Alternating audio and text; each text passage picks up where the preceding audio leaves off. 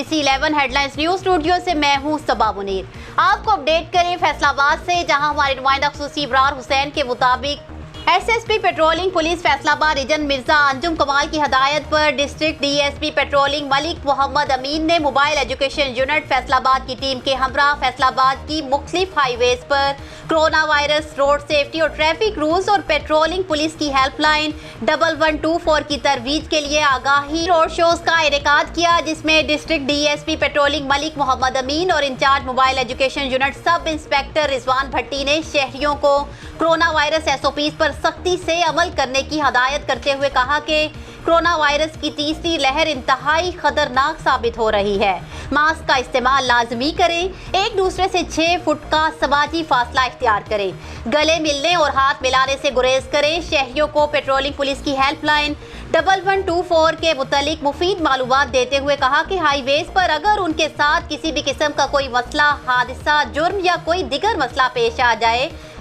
تو وہ فوری طور پر پیٹرولنگ پولیس کی ہیلپ لائن 1124 پر کال کریں۔ شہریوں کو روڈ سیفٹی اور ٹریفک رولز کے متعلق مفید معلومات فراہم کرتے ہوئے کہا کہ تیز رفتاری نہ کریں، سیٹ بیلٹ اور ہیلمٹ کا استعمال کریں، دوران ڈرائیونگ موبائل فون کا استعمال مت کریں، سست رفتار گاڑیوں ہمیشہ انتہائی بائیں جانب چلائیں،